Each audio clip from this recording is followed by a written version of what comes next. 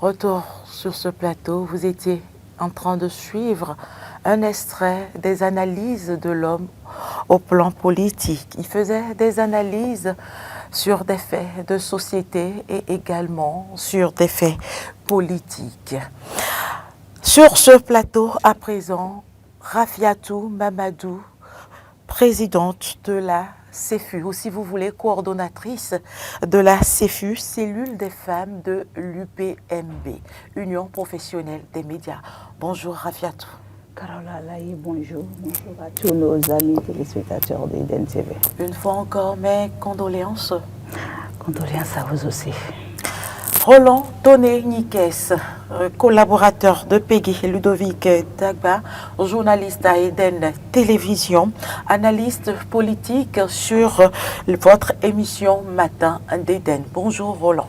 Carole Olaye, bonjour amis téléspectateurs internautes, auditeurs de la 102.3 FM. Bonjour.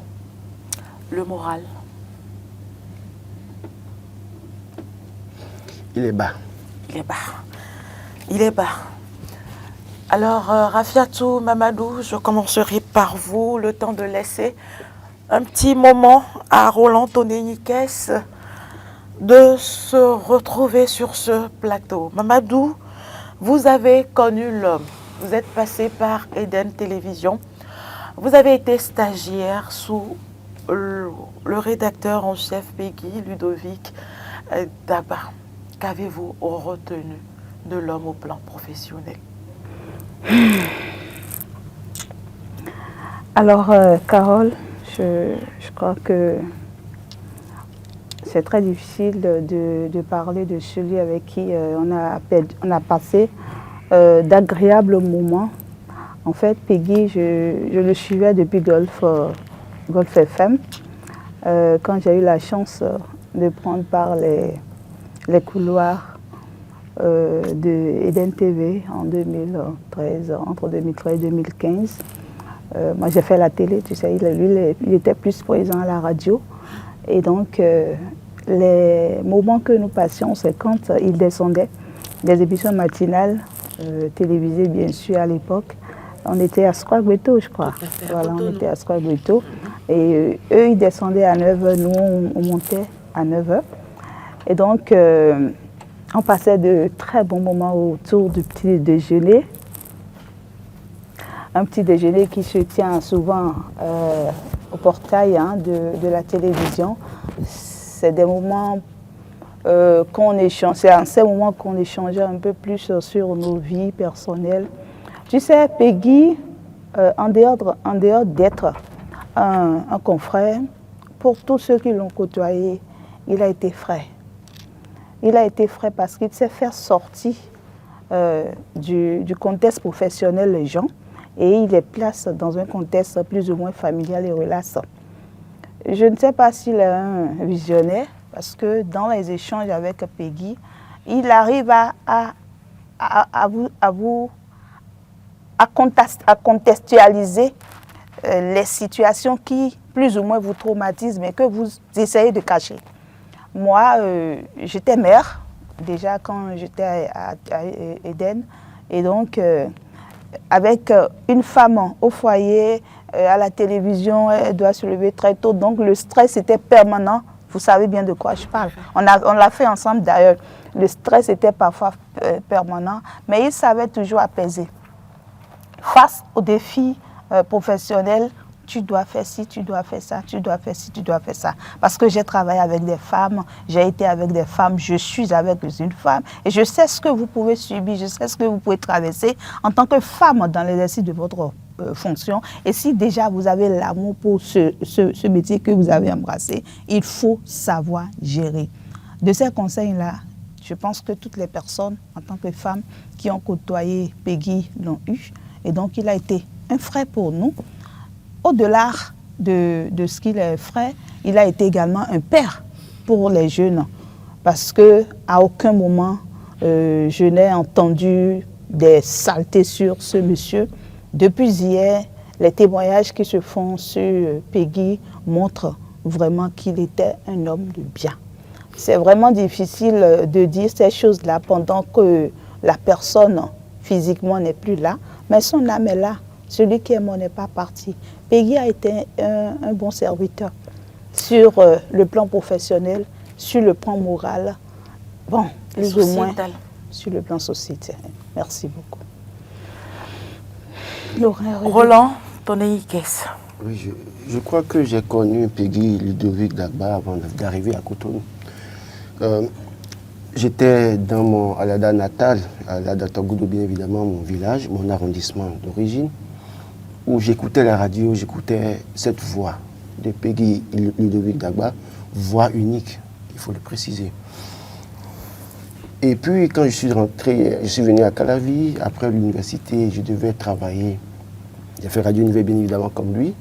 Mais quand je suis venu à Eden TV, Diaspora FM, je l'ai retrouvé ici.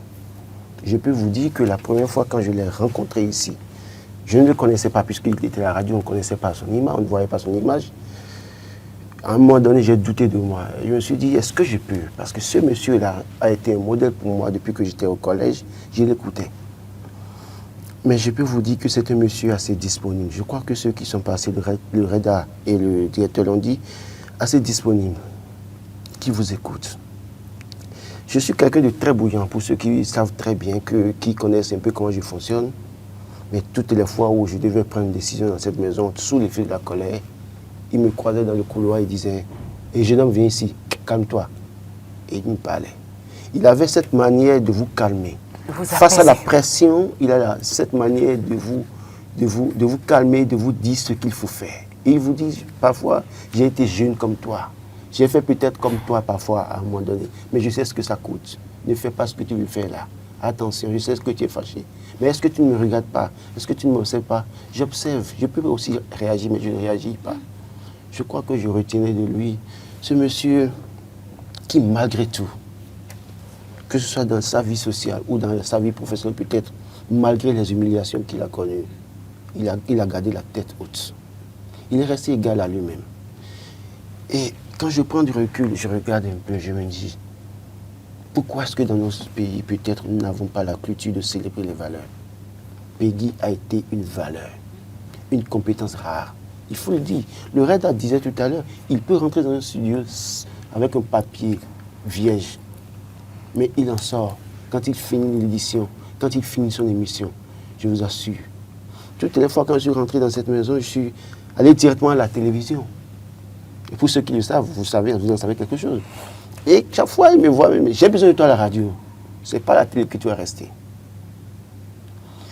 Et toutes les fois, quand il faisait son émission Info 7 sur 7, écoutez, il m'appelait Laurent Thiorou, j'ai besoin de toi. Quelques fois, j'ai pu me rendre disponible après, il me dit, mais j'ai besoin de toi sur l'émission. C'est difficile de perdre quelqu'un comme ça, avec tout ce qu'on lui connaît, toute la valeur possible, toute la compétence possible. Il a encore beaucoup de choses à apprendre à nous autres et à apprendre à la nouvelle génération. Voilà des gens qu'on pourrait accepter escalité dans les universités pour enseigner ce qu'on appelle le journalisme radio, la voix, la compétence. Il sait s'exprimer en français. Vous savez, quand vous faites des erreurs parfois, il vous appelle, il sourit, il dit, mais toi, c'est toi qui as écrit ça? Il dit, non, on ne dit pas ça, on fait ça. Jamais, je vous dis jamais, je n'ai vu Peggy Ludovic Dagba, sous l'effet de la colère, crier sur quelqu'un. Jamais. Je le confirme. Il est fâché. Pendant 13 années ou 14 années de vie ensemble. En fait, mal, il est fâché. Il vous appelle.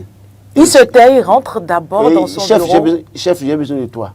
Tu vas là-bas, il dit, mais toi, comment tu peux faire ça? C'est pas bon. Écoute, c'est pas bon. C'est-à-dire, quand bien même, il reçoit même certaines pressions pour vous faire, pour décider de quelque chose, il vous appelle pour dire, il sait comment gérer. Il sait comment gérer. Je voudrais quand même lui rendre hommage, cet hommage mérité. Il dit, rendre grâce à Dieu pour sa vie. Rendre grâce à Dieu pour nous avoir donné un homme aussi compétent qui nous a montré, marqué. Évidemment, ça fait mal de savoir que ça fait à peine 1 an qu'on était aux obsèques de sa mère. Tout à fait. Ça ne fait pas encore 2 ans qu'on était aux obsèques de sa mère. Ça fait 1 an? Oui, ça ne fait pas encore 2 ans, à peine 1 an qu'on était aux obsèques de sa mère et que 1 an après qu'il passe le vie à trépas, c'est difficile. J'ai appris, j'ai pu lire quelque part hier que sa fille devait être en train de faire sa tournée aujourd'hui à 10h à HECM. Jéricho, c'est difficile. Très difficile. Je crois que la meilleure chose à faire pour nous qui sommes encore en vie, c'est d'être des hommes de médias intègres comme Peggy de Villaba. Il est d'une certaine génération qui a tout gagné. Mais dans son intégrité, et je le dis, pincement au cœur, Peggy avait mal aux yeux. Il n'avait peut-être pas les moyens de se faire soigner. Vous voyez Peggy, le portable comme ça, en train de regarder pour vous envoyer un message. Nous l'avons côtoyé, nous n'avons plus rien fait pour lui. Il ne pouvait plus lire correctement. La dernière fois, il m'a pris dans sa voiture, difficilement. On a roulé. J'avais peur dans la voiture avec lui. Parce qu'il ne voyait plus pratiquement. Mais nous avons vu ça. Nous n'avons rien fait. Et qu'est-ce qu'il emporte après? Un AVC. Samedi dernier, j'étais avec un médecin du CNHI et un délégué médical. Je disais, mais parlez-moi de l'AVC. Et on m'informe que quand vous faites l'AVC, la première prise en charge, c'est une ampoule qu'on appelle Actilise. Ça coûte 1 500 000 francs. Ce qui, il est parti là-bas. Vous imaginez la situation. Je rends quand même grâce, je remercie quand même les promoteurs d'IdenTV qui ont demandé la prise en charge totale intégrale de Peggy de Villaba. Mais à un moment donné de notre vie, parfois, nous ne comprenons pas traverser des moments de difficulté. Et si vous permettez, Carole, je lirai, parce que je me retrouve dans ce texte du doyen Didier Hubert Madafimé, qu'il a écrit hier dans un groupe. Il dit ceci. La vie au quartier, ça doit faire combien déjà? 2 au moins pour ces 2 dernières semaines. Et je précise que ce n'est pas 2. Il y a déjà un autre journaliste qui est mort. Ça fait 4 ces 2 dernières semaines. On n'est pas encore totalement sorti de l'émotion suscitée par la mort de Niquez Miguel, qu'il faut replonger dans une autre émotion. Celle qui parcourt les réseaux sociaux depuis ce dimanche, la mort de Peggy. Comme chez les artistes, la mort ces derniers temps a fait son marché dans le rang des hommes de la plume et des micros.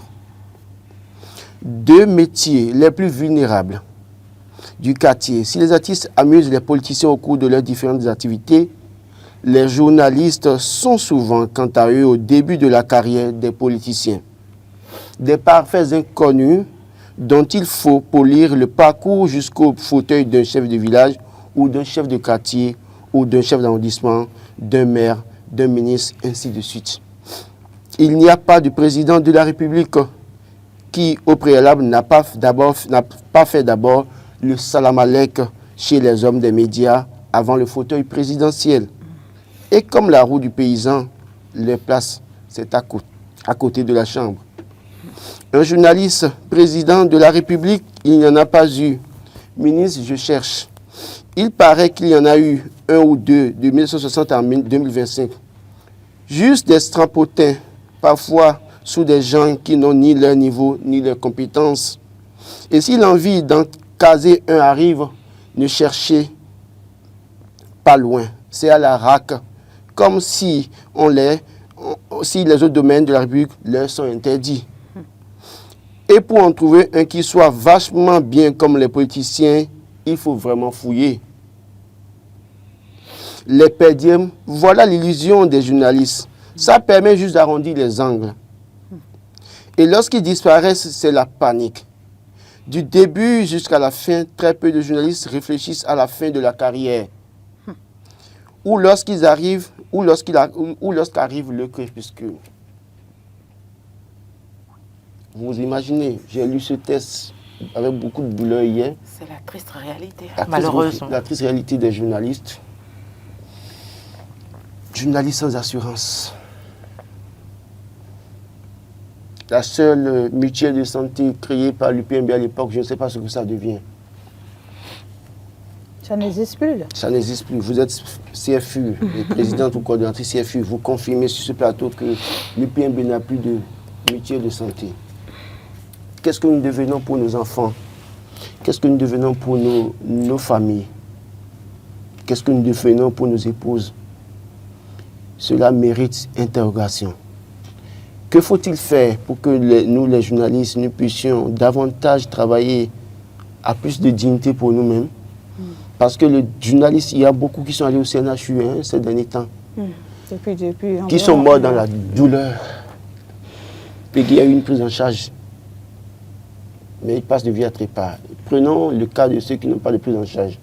Je pense à Judika El-Bagidi, qui doit quémander ses enfants 500 sur les réseaux sociaux depuis des années. Depuis. Et c'est vous et moi qui sommes sur ce plateau. Si demain, nous avons un mal de tête et que nous tombons directement au CNHU, sur quoi est-ce que nous pouvons compter? Seulement sur la bonne volonté des promoteurs. Il n'y a aucune structure, aucune organisation. Je pense qu'il est temps que nos gouvernants réfléchissent. Je pense qu'il est temps. La RAC, ce n'est pas son rôle. Mais je voudrais que la RAC s'invite dans le débat. Je voudrais que nous, journalistes aussi, que nous puissions, dès maintenant, nous organiser mieux pour aider nos frères et sœurs. J'ai lu le message de Evelyne Quenom qui disait avoir fait aussi un AVC. Tout récemment. Fort heureusement pour lui, elle s'en est sortie. Longue vie à elle. Mais combien de personnes vont au CNHU? Et s'en sortent. Et notamment les journalistes. C'est beaucoup de douleur. Rafiatou, Mamadou, vous avez suivi également les débats. Au-delà des condoléances, comment les réalités ont été dénoncées? Quel est votre ressenti en tant que, quand même, responsable d'une association qui regroupe les femmes des médias? Au-delà de ce que je suis responsable d'une association regroupant les femmes des médias, je suis également promotrice de médias en ligne. Et donc, j'ai sous moi des journalistes, des collaborateurs. Et je ne cesse de le leur dire. J'ai dit, la vie, elle est personnelle. Le bonheur est personnel. Et si vous êtes dans un métier que vous ne vous retrouvez pas, vous avez la possibilité d'en créer autre. Vous avez la possibilité de changer de corps de métier si vous avez les compétences. Parce qu'il ne sert à rien de créer. Depuis des années, l'année dernière, nous avons eu une trentaine de journalistes qui sont décédés. Nous avons eu près d'une centaine d'orphelins et orphelines à qui j'ai distribué, j'ai commandé des kits, à qui j'en ai distribué du nord jusqu'à là. Venir commander chez une dame avec qui je travaille. Donc, nous n'avons rien que nous laissons à nos enfants. Nous n'avons vraiment rien. En tout cas, moi où je suis actuellement, que Dieu m'en épargne et qu'il me fortifie. Je n'ai pas 10 000 francs quelque part tout de suite, ou si même mon garçon a une fièvre, je dis, allez chercher ça et soyez en train de le traiter avant que je ne vienne. Je n'en ai pas. Et autant que nous sommes dans la jungle. Et donc, il faudrait que personnellement, en tant que journaliste, que nous réfléchissons, que nous commençons à chercher des portes de sortie ou des à côté, comme on le dit, parce que nous sommes dans la profession par passion. Nous sommes dans la profession par amour. Nous ne sommes pas là parce qu'il n'y a rien à faire ailleurs.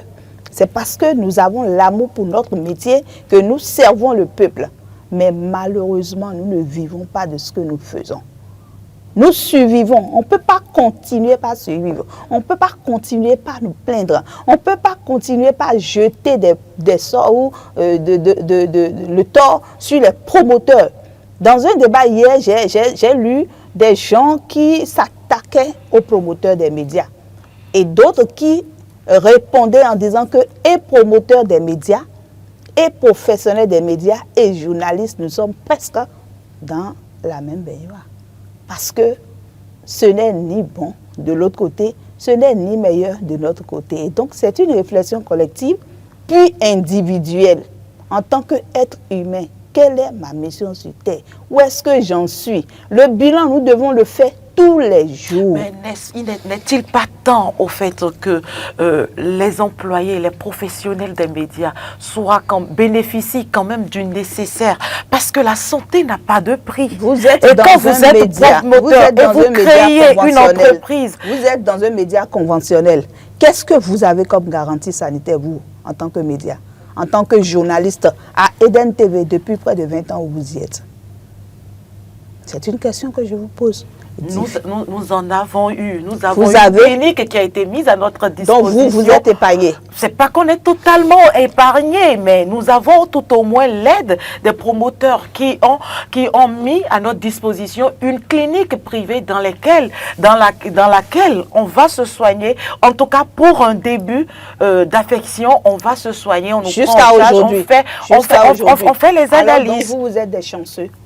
Vous êtes des chanceux parce mais que moi, je ne prends pas le cas d'Eden Télévision, oui, mais je parle concrètement, justement, je parle de tous ceux qui sont journalistes. Je parle de toutes les maisons de presse. Je parle de toutes les maisons de télévision. Je parle de Canal 3.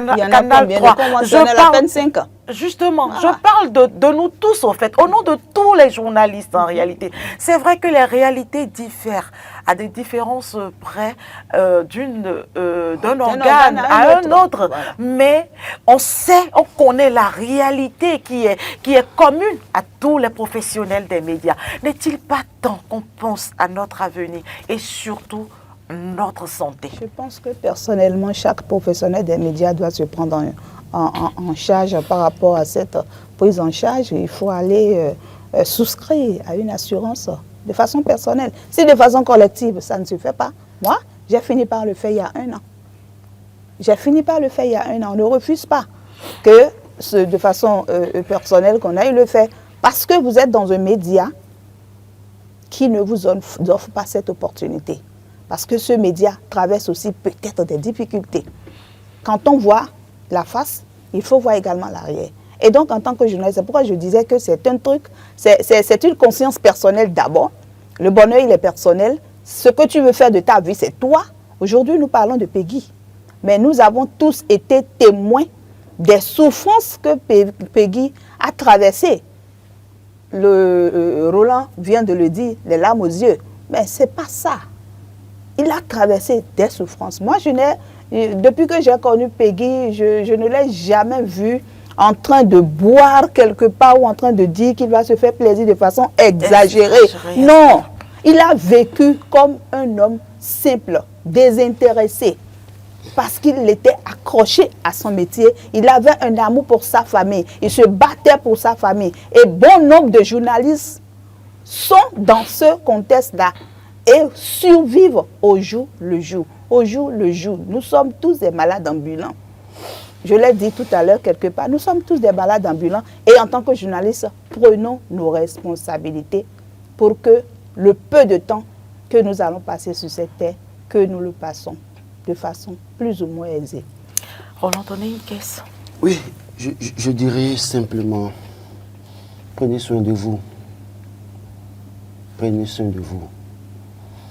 Rafiatou l'a dit subtilement, si on lui dit elle n'a pas 10 000 francs quelque part, beaucoup parmi nous. Nous vivons ça. Mais c'est nous qui faisons l'actualité. Mais quand on rentre parfois, c'est baisser la tête et réfléchir comment faire. Il a fait un AVC. Et l'AVC peut être, la cause peut être un stress. C'est ça. Ça peut être un souci familial. Ça peut être un souci dans les relations avec ses semblables. Ça peut être un souci professionnel. Mais quand j'ai le souci professionnel, le souci dans ma famille et que je fais un AVC, je deviens quoi? Prenez soin de vous. Professionnels des médias de mon pays, prenez soin de vous. Prenez soin de vous parce que après vous laisserez veuve et orphelin, veuf et orphelin, se promener pour quémander. J'ai vu Rafiatou Mamadou en décembre dernier venu quémander des jouets pour des enfants. Déjà en 7 ans, venu quémander, je le dis comme ça, des fournitures scolaires, des cahiers pour les enfants. Et fort heureusement, j'étais là. Parce que cette personne n'avait pas compris l'enjeu. Il fallu que j'intervienne pour dire non, je la ça, connais. c'est ça. Avant que cette personne ne donne le cahier, des stylos pour les orphelins. Et en décembre, elle est revenue. Elle a pris des cadeaux, des jouets pour les enfants. Imaginez votre arrière quand vous ne serez plus là. Repos éternel à Peggy, mais je continue de dire, prenez soin de vous. Personne ne peut le faire mieux que vous. Merci Roland Tonei Kess, merci. Rafiatou Mamadou, je rappelle que vous êtes la coordonnatrice de CEFU, de la CEFU, la cellule des femmes des médias de l'UPMB. Avant de retrouver un autre plateau pour rendre hommage à Peggy Ludovic Dagba, nous marquons une courte pause pour l'instant pub. Annoncé, mesdames et messieurs, Peggy Ludovic Dagba est sur ce plateau, analyste politique, rédacteur en chef d'Eden Télévision et de Diaspora FM. Peggy Ludovic Dagba, bonjour. Bonjour Melchior, bonjour chers amis téléspectateurs. J'espère que vous allez bien. Super bien. Alors vous avez suivi comme tous les Béninois la rencontre du président Patrice Talon avec les membres du comité de l'audit du fichier électoral. Vous avez certainement noté donc les fortes promesses d'un audit du fichier électoral sans manipulation aucune. Je voudrais dans un premier temps que vous opiniez en tant qu'analyste sur les vérités du président Patrice Talon à ce comité de l'audit du fichier électoral. Non, je commencerai déjà par reconnaître, comment dirais-je, la justesse de cette rencontre, l'opportunité, on va dire, de cette rencontre entre le chef de l'État et les membres du comité de pilotage. Parce que, voyez-vous, c'est une mission à grands enjeux. C'est une mission à grands enjeux, en fait, qui est confiée au comité de pilotage. Et le chef de l'État était donc en devoir de fixer dans les esprits des membres de ce comité de pilotage les objectifs qui sous-tendent un peu cette opération. Dès que, bien sûr, l'opposition qui était allée lui rendre visite pour parler d'un certain nombre de questions majeures de la nation, et bien sûr, a proposé cet audit de fichier électoral, le chef de l'État y a adhéré tout de suite. Et il a dit au cours de cette rencontre, ce n'est pas pour rien qu'il y a adhéré, parce qu'il veut d'une liste fiable. Parce que l'essentiel des élections générales de 2026 se justifie notamment sur cette liste électorale. Vous n'êtes pas sans savoir, dans ce pays, on a eu à parler de la fumisterie, on a eu à parler de tripatouillage, on a eu à parler quand même de votants qui dépassaient même le nombre d'inscrits sur la liste électorale. Donc c'est un travail éminemment important dont le chef de l'État est conscient et dont il devrait véritablement, comment dirais-je, faire comprendre la teneur à ses membres du comité de pilotage. Et je crois que c'est ce qui s'est fait. Et moi, je pense que le chef de l'État a réussi là quelque chose de très important. C'est montrer quand même son adhésion, je vais dire son objectif de laisser une liste fiable à la postérité, surtout qu'il est en fin de mandat. Et il a trouvé le mot pour justifier un peu, bien sûr, les erreurs qu'on aurait pu noter, comment dire, au début du processus en 2016. À ses débuts, il a bien dit que, bien sûr, au début, il y avait la fougue, il y avait le désir ardent d'atteindre les objectifs qu'il s'était fixés, et il n'entendait pas du tout se laisser distraire. Voilà pourquoi les cris et autres n'ont pas pu avoir fait et cause chez lui. Et là, maintenant, il se rend compte que c'est la fin et il doit pouvoir laisser à la postérité quelque chose de fiable, quelque chose de bon. Alors, Peggy Ludovic Dagba, la société civile est fortement impliquée dans cet audit du fichier électoral. Comment peut-elle donc se racheter aux yeux du président de la République, selon vous? Moi, je pense que la société civile, là, a l'occasion, a l'opportunité vraiment de se racheter vis-à-vis du président de la République, vis-à-vis de ce régime de la rupture qui, il faut le dire, n'a pas vraiment accordé beaucoup d'importance à la société civile telle qu'on en a eu, on a vu sous les régimes précédents.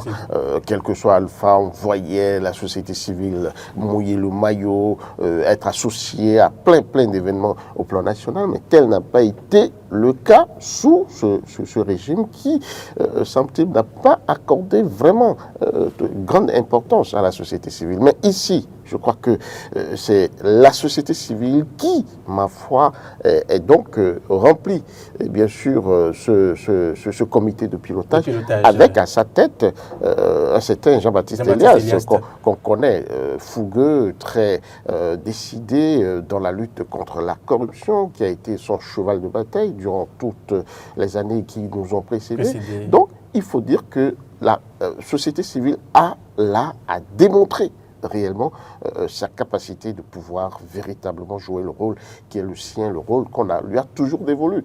Parce que la société civile, ce débat, en tout cas, se consacre et bien sûr au bien-être, au bien fondé de la société, en tout cas ce qui, ma foi, fera le bien, le bonheur des populations.